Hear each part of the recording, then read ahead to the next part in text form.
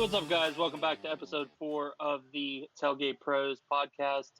Today, joining me, I got Dakota, Cody, and Colton. Today, we're going to be talking about some fun stuff.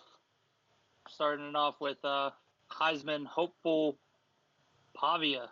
Cody, you want to take it from here? Yeah, I mean, he's not the hopeful anymore. Got snubbed out of that. No, great season by Pavia. A little controversy going into after the fact. So not really sure. I don't want to quote him. I'm not sure exactly what was said, but definitely some controversy with that. Dakota, do you have any insight? Yeah, I know afterwards he went to like an after party and he was holding up. He wasn't holding up, but his party was holding up, like a explicit sign towards Indiana, and then he was saying some explicitories towards the voters, and I know the voters or a couple of them have came out about it and didn't appreciate that too much. So that's a little bit of insight. That sums it up in a very short amount of time. That way we can kind of give thoughts on it and what we think about the stats compared to the winner. Well, allegedly, he did post out a apology Sunday night after the Heisman vote. Okay, so he allegedly said, like, F you to all the voters, even though he received first-place votes. Correct. I wouldn't say all the voters. He allegedly said F the voters. I don't know if that's meaning all of them. I'm sure he didn't mean that towards the one that voted him for first place. But, that's the story right now, hitting the media pretty hard. I mean, it just goes to show his character as far as, like, what he brings to the table as far as maturity-wise. So, bouncing off of that, let me ask you this. How does that affect his draft stock? Yeah, when you're looking to draft an NFL quarterback, you're looking for a leader of the football team. And whenever you see a man like that, it's definitely going to hurt his draft stock, even though he apologized after the fact. You want somebody to go in and lead by example and bring those positive qualities to the team, and you just go in and just kind of make a fool of yourself. Yeah, I'm right there with you. We've seen last year a lot of the draft stock and how it dropped drastically regarding Shedeur Sanders. And, a lot of that wasn't even because of him. It was just the hype around him and I guess, his dad being involved. But that impacted him for what it seemed like, 4 or 5 rounds. Limited. I still understand why he is upset, given he's played one less game than the winner. He has more passing yards. He has about 600 more rushing yards, and he has 3 more rushing touchdowns than the leader had. I understand where he is at with being aggravated and being really upset about it. But like you said, it digs back into these NFL teams are wanting somebody to lead them on and off the field. And it kind of says a lot about your character whenever this is the only thing floating around on the media. Yeah, and it shows how he's going to act if he loses anything. Yeah, so if you're Diego Pavia and this happens, obviously you give your apology. What are your next steps moving forward to try to boost your draft stock back up? Is it strictly on the field, or does he get involved with something off the field?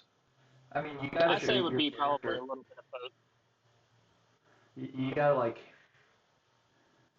prove that your emotions got the best of you just this once, and that it won't happen again. Yeah, I feel like an individual apology. I mean, his apology allegedly posted Sunday night. I feel like that's a good start, a good place to start. We see it time and time again, hey, I'm sorry, just to kind of get the media away from you and get the flame away from you. But with him and his kind of future at hand with this whole situation, I feel like reaching out and doing stuff for the community and really touching some people's soft spots in their hearts, and trying to win them over on a different spectrum that way would be a good way to climb the ladder back. Yeah, absolutely. All right, so if everyone's done talking about Pavia, would you guys like to talk about some of these recent coaching changes? And if so, which one would you like to talk about first? Michigan or the Ohio Bobcats? I say we just jump into Ohio Bobcats. That's real recent news. Okay. Yeah, So, we'll save Cody's favorite team for last. So this is from ESPN. Ohio University cited football coach Brian Smith's romantic relationship, including one he admitted to with a student, as well as an allegation of public intoxication, in a letter stating its intent to fire him for cause. So the alleged alcohol thing was known, but it seems that this alleged extramarital affair is a new thing. What are y'all's thoughts? And this is alleged information, so the alcohol is factual and the external affair is alleged. I mean, Correct. None of it's proven. So I thought you said that it was a proven statement by him, or was that a proven statement from the university? the university wrote a letter stating its intent to fire him for cause. So they're going to fire him because of that. Yeah, I mean it's very disappointing seeing what Ohio had this year and the progress that they have shown with this new coach. I mean, this was his first year at this school, so with him just having an 8-4 season and showing some very promising things on the field, it disappoints you as an Ohio fan, but also it disappoints you as a college football fan because you never really want to see any of this going on. Then it could got some people just in college football excited to see a smaller school like Ohio having such a dominant season, and then all this come to find out all this, and now you're just like, oh, Ohio's just going to go back to being Ohio. Yeah, real shame as far as the university. They had a couple good wins this season, especially against WVU. They came in and beat WVU. Great team, a lot of experience and good leadership on that team. And then for the head coach to just come out and have these allegations against him just hurts that morale going into next season. Like, who's going to want to transfer there now? You start to build a program and it just kind of crumbles, and that just kind of leads into the Michigan conversation we're about to have now. I mean, real quick before we jump into the Michigan conversation, did Ohio end up getting a bowl game? Yeah, 100%. Yep, they're playing. Let me find it real quick. So are they keeping the coach until the bowl game's over with, or are they dropping him now? I seen where they got an interim to step up. Do they? Okay. Yeah, usually when you're fired with calls, you're out ASAP, right? Yeah. So hey, on top of that, I know Cody brought up the West Virginia game that they won. You see how many fans was there as well. Imagine all those fans that so early in the year had so high hopes for this team, and now you got to kind of gain the fans' trust back too. So let's hit Michigan, Colton. And to briefly talk about Michigan's situation, we all see what happened to their coach, and it's really sad to see. Y'all just have any quick thoughts on it? Yeah, I mean, Sharon Moore, it looks like he was the next up-and-coming coach at Michigan. got the job done first year against Ohio State. Couldn't really ask for anything more out of the guy.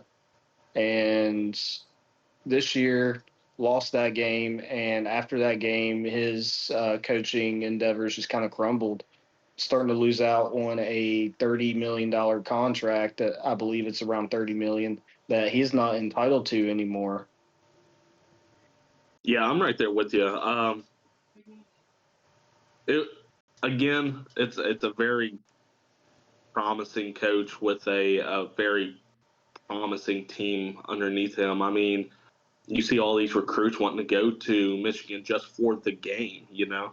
So I'm seeing this happen again. It's not a good sight to see for any kind of fan. And you know, I have a list up here from mlive.com that has like a prediction market on who the next head coach will be there.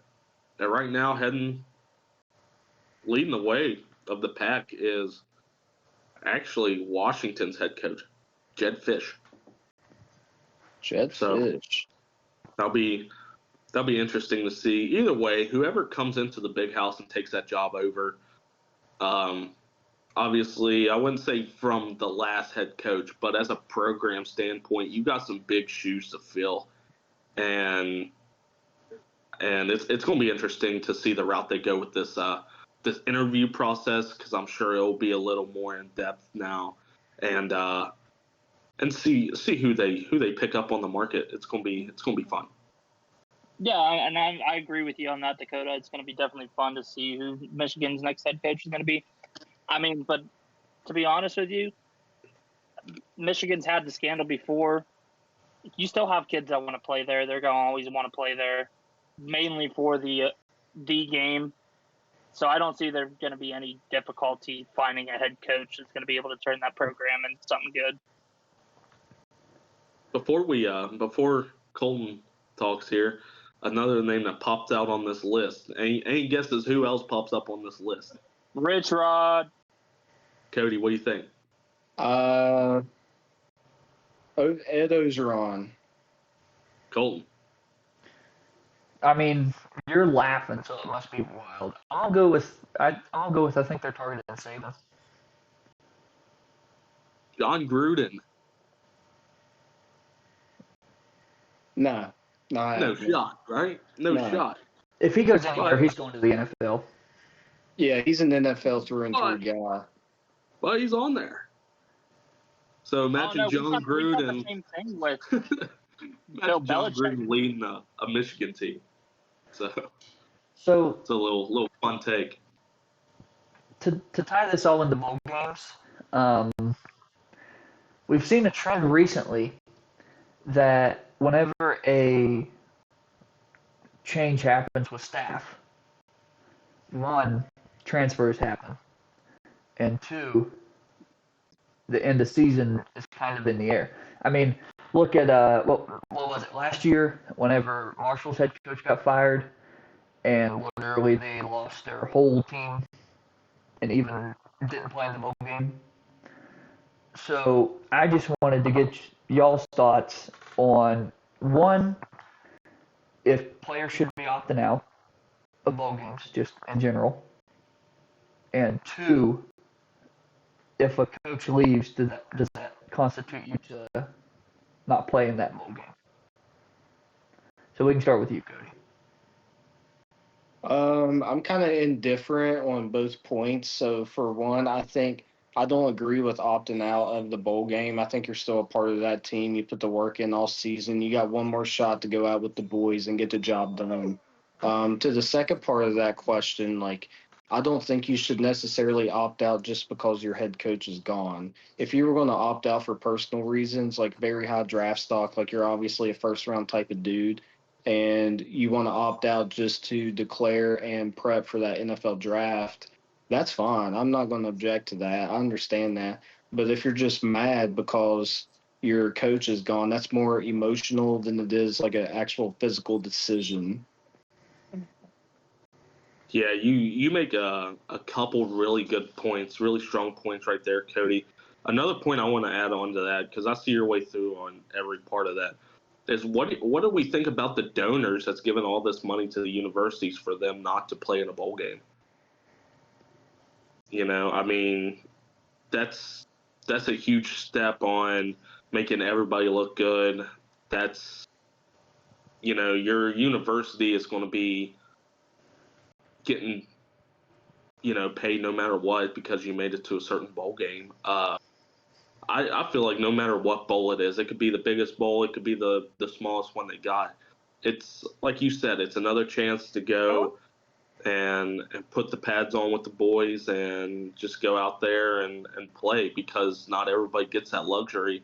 And I promise you, if you go through the crowd, you will find 100 fans that will step in and play this bowl game just because you won't. Yeah, 100%. I definitely agree with you on that, Dakota. I can see it, though. I can see why some players would want to opt out, especially like if they don't click with the interim head coach. Then yeah, I would see that way. But honestly, I agree. I think it's a little dumb to, even if you have a chance to go to a bowl game, not to play in the bowl game. I would 100% any day, bowl game, whatever bowl game it is, I would put the pads on one last time. I mean, you never know. It could be your last game. Yeah, that's a really good point. I mean, you look at Jeremiah Love and Notre Dame. He didn't even know. We hit on that a couple weeks ago. Like, that was his last game. If they made the playoff or if they made a bowl game, he could have made that decision to play or to not play, and he didn't even get to make that decision. You know, it also sucks for your, say, if Jeremiah doesn't play in that game, what about like your backup running backs that's trying to get some time and prove their point, prove their way up? You know, they was banking on this bowl game and being able to show out, but now you have no chance. You have hardly any stats for this year. You know, who's going to want that? Yeah, I 100% agree on that. Like it's always the next man up. I mean, yeah, you can sit out, but you might lose your position. Simple as that. Like it's always the next man up. So do you guys think we'll see any of these guys opting out of games just because NIL is a thing and now they're thinking about transferring, so they're like, screw this game, I ain't playing, I'm getting out of here? Well, I'll just briefly touch on my thoughts. The way I feel about opting out is if you are afraid, it's the same way that I feel about the Pro Bowl. You achieve something, and you basically spit in the face of people that said, hey, you deserve this.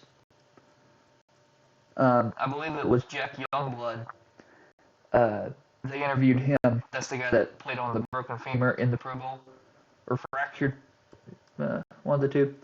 And so they asked him about people sitting out of the Pro Bowl, and he said, I just can't seem to fathom that. And I'm not going to say that's the way I feel, but that's certainly what I lean towards. In my eyes, a bowl game is something you earn. You play for either the playoff or you play for the bowl game. That's your postseason. To opt out, in my opinion, is really just cheap of you, not only on you, but also on your teammates. For your teammates. Yeah, that's a really good point, Colton. You talk about, wanting to play. Like, this guy broke his leg and he still wanted to play, or whatever the case may be. A lot of these guys are starting to get very selfish because they're already making that money. They're driving those cars. They're living in those nice houses, just like we saw Pete Golding talking about in his press conference. Like, some of these guys are living near the country club by him now. Like, they're getting really selfish with what they're doing because they already got that money, and it's not even a love for the game anymore. It's just the money. And you got to look at these recruits coming in and think, like, does this guy love football, or is he just looking for a paycheck? Yeah, and that's the whole thing. That's why honestly don't like the NIL thing. I mean, yeah, it's cool and all. I mean, you can get really good players for it, but once they have their time to shine and then another team gets interested in them, they're 100% opting out. They're transferring, they're going somewhere else that they know that they would get paid more to play than what they would if they stayed at the program. Yeah, they really need to figure it out. It certainly has tainted the game. Either there needs to be like a cap on the teams, or there needs to be just no NIL at all. So I have a good question for all you guys. If you had the chance between the two, would you rather play at a bigger school for less money or at a smaller school for more money? Cody, what do you think? I think I would go to the bigger school just because it's probably bigger conference. You have a higher competition level. I like to compete. It doesn't matter what I'm doing. That's just nature. I think a lot of guys have that in them, but that's hard to say when you start throwing money around. All You right, know, so let me put it like this: you go to the big school, you're like third, fourth string, or you start at the smaller one. Yeah, that was going to be my question. I was going to say, if I go to the big school, what's my playtime going to look like? Am I going to be able to move forward with my collegiate career, or am I looking to go to a smaller school for more money and actually have decent playtime? Well, That's where I would see it. Let me just ask you this: do you get redshirted your first year? Where at? The big school.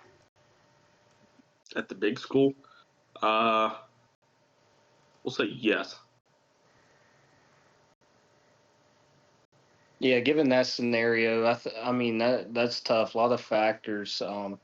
Because you could go to that small school, put some coin in the bank, get some good playing time, put up decent stats, and then get recruited to a Texas or Michigan or Arkansas, whatever, and come out and compete and make that money that way. Or you just take your red shirt, you get all those amenities at these bigger schools that the smaller schools don't have. So you have better equipment, you have better staff, you have more resources in that regard to prep that 1 year. And it really just depends on what are your personal ideas of college football. Do you want to try to build up to something, or are you ready to come in and play now? I like it. Good answers, boys. What's the next topic? Let's go. Well, hang on, Cody's the only one that answered. Preston said he'd probably do the same thing. I would 100% go to the smaller school. I thought Cody said immediate play school. Then he ended up changing his answer. He'd probably go to the smaller school, put up some stats, and then that's exactly how I see it. You would want to start at a smaller school, get more play time, so people actually recognize you, because that's a stepping stone into getting into the NFL. You're gonna want the highlight plays. You're gonna want the big names. You're gonna want everybody calling your phone, being like, "Yo, come play for us," not just go to a big school and not even get any play time. Yeah, I mean, you could redshirt, get another year of eligibility, but I want to be right then, right there. I don't know. I feel like there's so much more you can learn at a big school because they got arguably better coaches. I feel like if you take that redshirt year and really learn, you would learn a lot more than you would at a smaller school. I appreciate that argument, but some of these small schools do have really good coaches. It depends on which I'm not ones. saying Like, they for don't. example, yeah, Dan Mullen is coaching UNLV. He is a great coach. Jeff Fisher is a great coach. There are good coaches out there at small schools that you could go and work under and get all of that under your belt before you make that jump into a P4 conference. And that's just like the whole thing before the NIL. You had the JUCO kids that went to junior college for a year, put up the stats, and then ended up going to a bigger school to get more play time. Yeah, look at Trinidad Chambliss. He was a JUCO kid. Now he's in the playoffs. Hey, JUCO they be making some freak athletes. JUCO Bandits.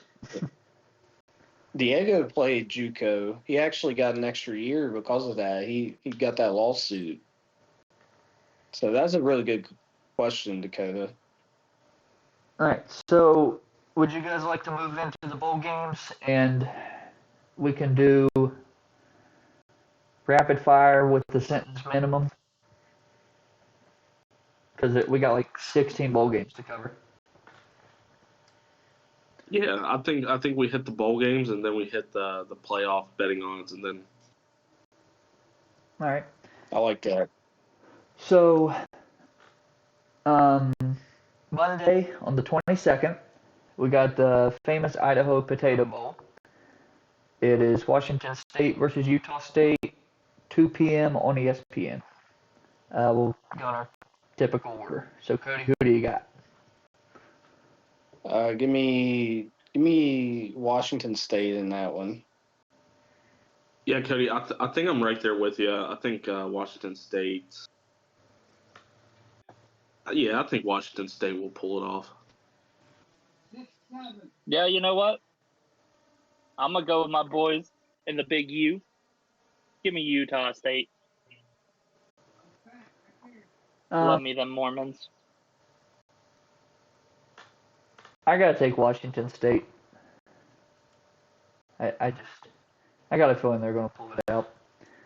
All right, so Tuesday we have the Bush's Boco Raton Bowl, 2 p.m. on ESPN. It's Toledo and Louisville. Toledo is 8-4, and Louisville is also 8-4. Give me Louisville in that one. Boca Raton Bowl. Give me. Yeah, I'll take Louisville too. I do love me some baked beans. I think they do them a little bit better down in Louisville. Give me Louisville.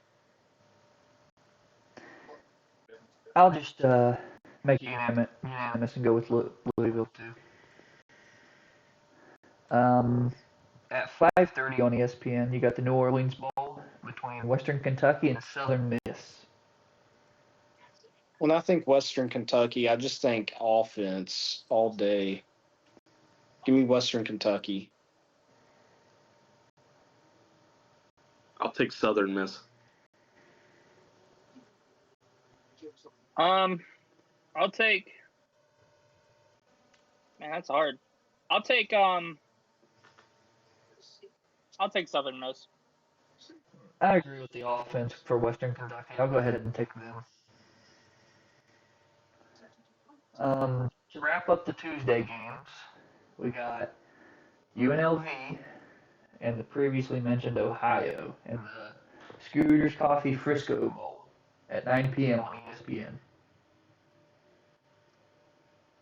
I said it earlier. I'll say it again. Dane Mullen's a great coach. Give me UNLV. Great season.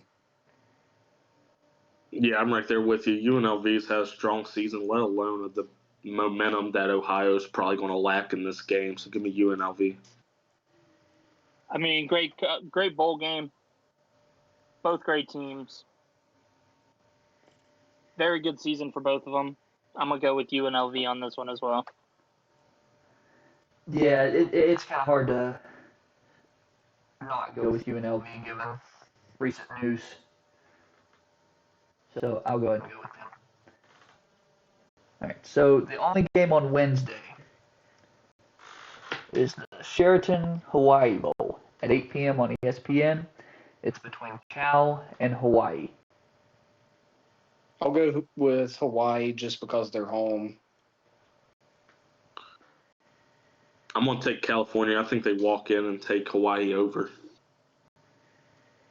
Yeah, I'm going to agree with Dakota on that one. I'm going to take Cal and the Gold Bears over Hawaii. I mean, yeah, give me an 8-4 Hawaii. I think they pull it out, especially playing what's basically a home game. All right, so moving on to Friday, the 26th. we got the Game Above Sports Bowl at 1 o'clock on ESPN. This is Central Michigan and Northwestern. I'll take Central Michigan in this one. I'm going to take Northwestern. I'm going to take Central Michigan on that one.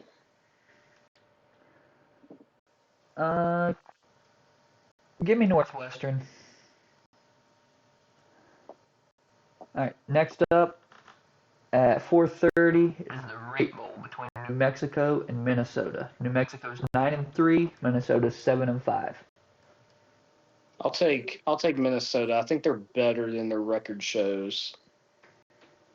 I'm right there with you. I think Minnesota comes from the tougher schedule. I like Minnesota. Yeah, give me them Golden Gophers. I agree. They got the money line anyways. So, all right, and the last game of the Friday games is the Surf Pro First Responder Bowl at 8 p.m. on ESPN. It's a 7-5 FIU versus a 6-6 UTSA. Give me Pitbull FIU all day. I'm gonna take the really good 6-6 UTSA team. Yeah, I'm going to take the UTSA team as well. Give me the Roadrunners.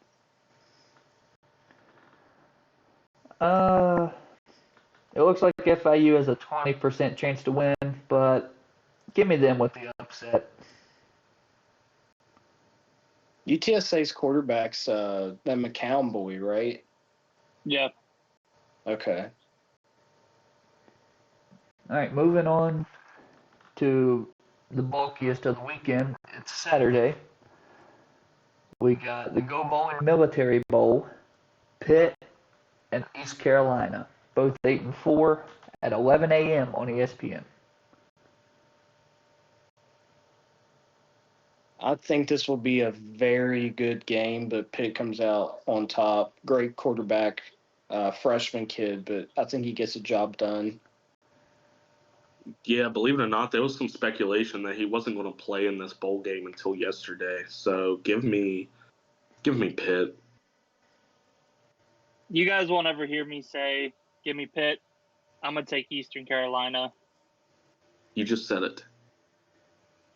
You know what? As bad as I hate to admit it, I think Pitt takes this game. I just think they got the better team, ranked previously. All right, next up, this one should be interesting. The Bad Boy Mowers Pinstripe Bowl. Noon on ABC. You got Penn State and Clemson. Two teams with a lot of controversy right now. Great stadium to play this game. Man, that's a tough one. Give me Dabo Swinney to get the job done just because of the coaching situation right now. Yeah, I guess call me a storybook fanatic, but I think Penn State has a little chip on their shoulder after everything this season, and I think they are the team that pushes Dabo out of that hot seat and finally into the carousel. Give me Clemson. No, give me Penn State. Yeah. Both teams, one coach getting fired, one coach on the hot seat. Going to be a great game, going to be a very close game. But I'm going to have to go ahead and go with the team that actually has a head coach that has some chemistry. Give me Clemson. Take home this bowl game. I agree. It's pretty well known that Swinney's fighting for his coaching job right now. I think that he pulls the team together and Clemson takes the win. All right, next up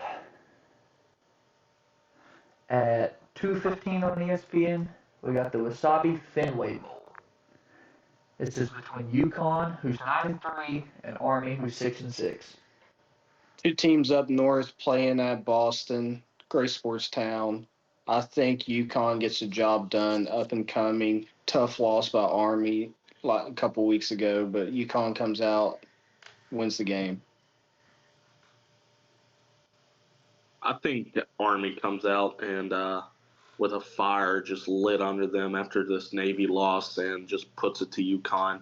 We've seen a lot of good stuff in that Navy game from Army, so I look for them to take it. Playing in Fenway, huge game. But I'm going to go ahead and take the Huskies to put B to A to Army. I think Army has something to prove. They didn't. Luck didn't go their way. 3 potential turnovers that went back to Navy. I think that they have a chip on their shoulder. I think Army's going to take this one and beat the Huskies. All right, next up, I would say one of the most notable ones, or one of everybody's favorites. That is 22 ranked Georgia Tech versus 12th ranked BYU in the Pop-Tarts Bowl. 3:30 on ABC. Cody, who do you got? I love Pop-Tart Bowl. I could talk about it all day. I already know who's Preston's going to take. I'm going to go opposite. I love Hayes King. Great program down at Georgia Tech. They are really balling. Give me Georgia Tech. Keep the momentum up. Yeah, I mean, we all know what Preston's thinking right now. And look at him over there. He's like dancing. Look at him. He's so excited to talk about this. But I see BYU potentially running the Big 12 next year, especially if they play like they did this year. Give me BYU over Georgia Tech with my favorite chocolate chip cookie dough Pop-Tart. So I'll let Preston go last. Gosh, I don't know. Two really good teams. I think BYU's made a strong case. But I gotta say, give me Georgia Tech with the upset. Is BYU favorited? Yes. Yes, 62.5 to 37.5. As they should. What's the over-under, like 53, 54? 56.5. 55. Okay. All right, go ahead, Preston. You have the stage. But yeah, as they should be projected to win this game because Bear Brockmeyer is going to bring it home to the promised land, going to Temple, BYU by 100, baby. Let's go. Yeah, it's a pretty slick BYU jacket you got on too.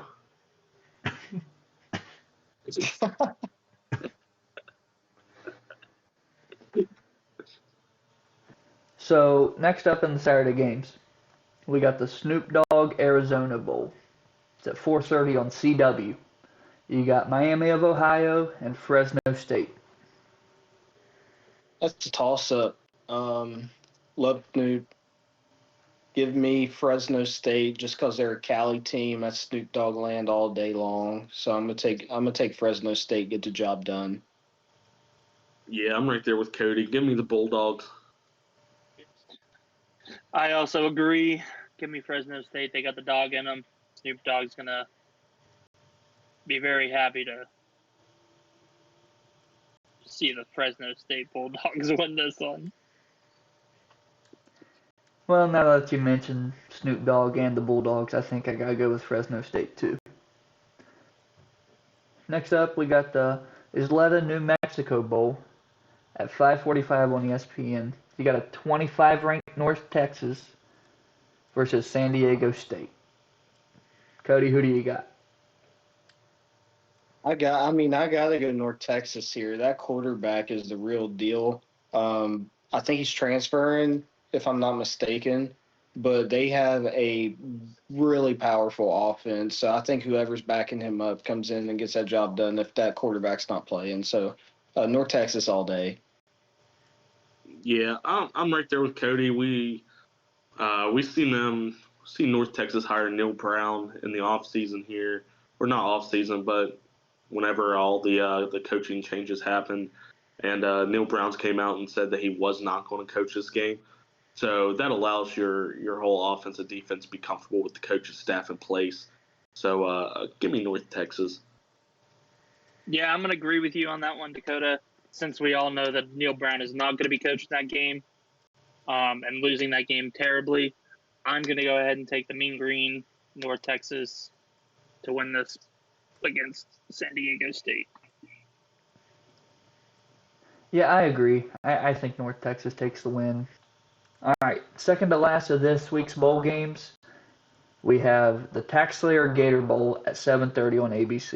We got a 19th ranked Virginia versus an 8-4 Missouri. Cody, who do you got? Really interesting matchup.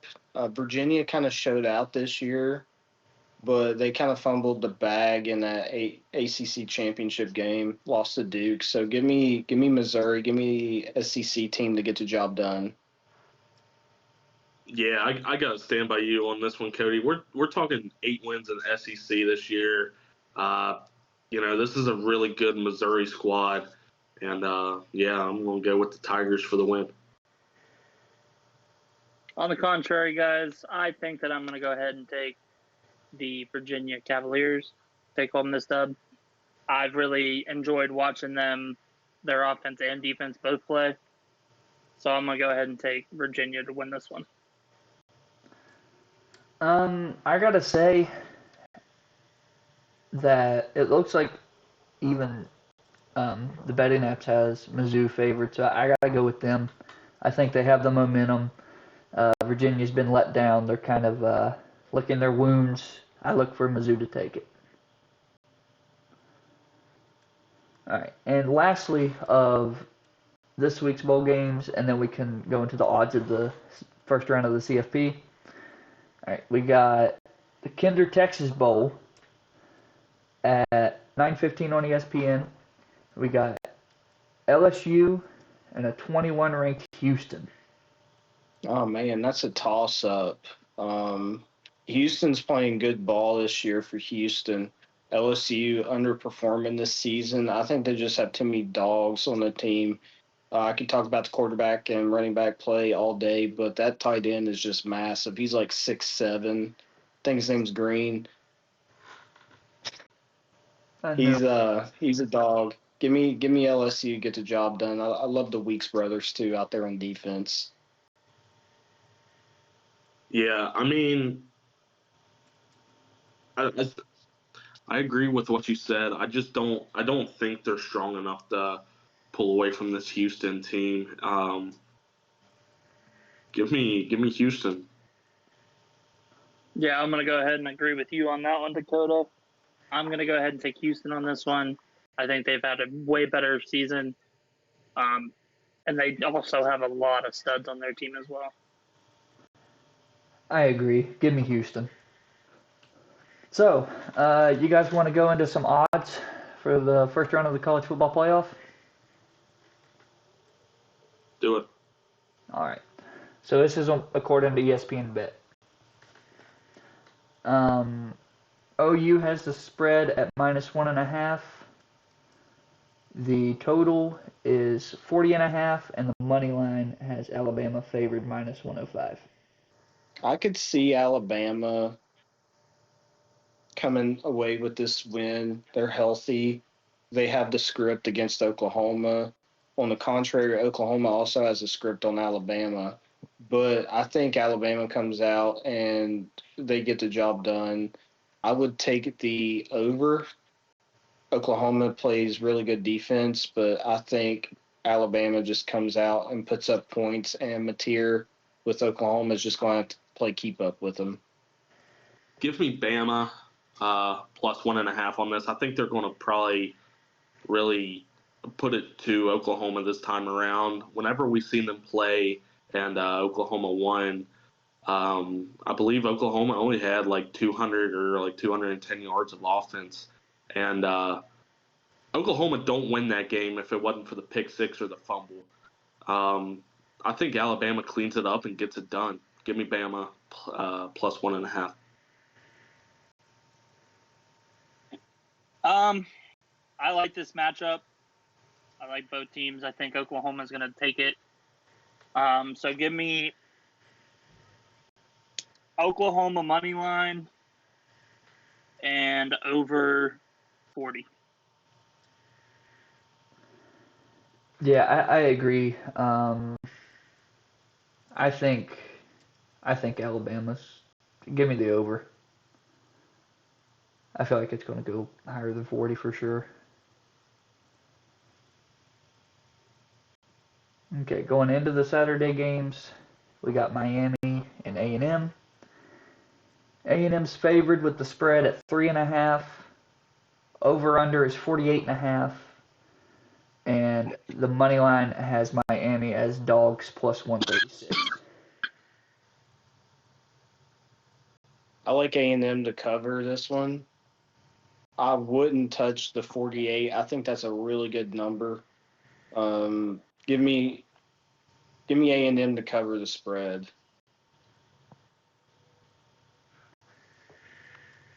I think completely different. I think it's going to be a shootout. I'm taking the over on this, and I would probably even play it up to 51.5. I definitely agree with Dakota. I'm going to go ahead and take the over, and I'm going to take Miami to cover the money line.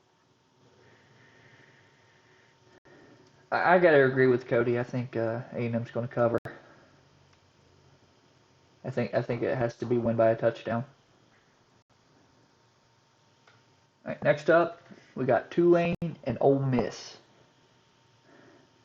Wow. All right. Mississippi's favored with the spread at 17.5. Over under is 56.5, and Tulane's got the plus 650 money line. Yeah, stay away from that 650 money line off Tulane, obviously. It's going to be a good game. I think Tulane could cover 17. I don't think they're going to win the game. If I had to make a play on this, I would probably play Tulane to cover. I'm right there with you, Cody. I think Tulane covers. I think Tulane definitely has some plays up their sleeve. As for the spread and the money line and stuff, I'm taking the over on this, probably over 56.5. Is that what you said? Yep. Yeah. Give me over 56.5. I really think if Tulane doesn't get it going, Ole Miss is really going to put the throttle down to make a statement for the second round. I'm going to shock you all with my answer. I'm going to go ahead and take Tulane to cover money line. I think with Ole Miss losing their head coach, I think they're going to come in with their heads a little low and a little underestimating Tulane. I think they're going to go ahead and take the money line. Hot take. You know, I think either it's a shootout or Ole Miss runs with it. Either way, I would take the over.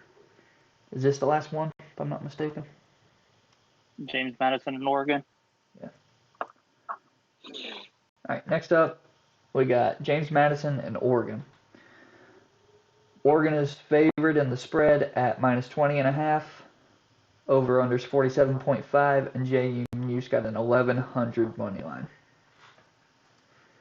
47.5 on the over-under, I feel like is pretty low. That kind of comes from JMU not putting up any points if you kind of look at it that way. So I wouldn't be too money happy betting on that over. But if I had to make a play on this, give me Oregon to cover. What'd you say the spread was, Colton? I'm sorry, you cut out. Minus 20 and a half. 20.5. I see where you're coming from with that, Cody, and I think James Madison has a dog at the running back, and I also think that James Madison also has a better defense than a lot of people gives him credit for. Do I think Oregon still wins? Yes. Do I think Oregon still wins by multiple possessions? Yes. But I also believe I'm going to take James Madison covering it. Yeah, I see that. I'm going to agree with you on that, Dakota. I think that people are underestimating the offense and defense that James Madison does have. So the 47, I think it's not going to be a realistic number. I'm going to go ahead and take the over 47 and a half.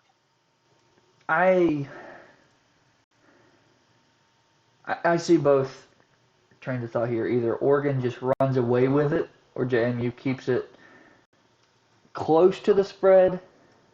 I don't know. I'll take the under, just because I don't think it'll be that close on JMU's part. And if I had to pick the spread, I would pick JMU.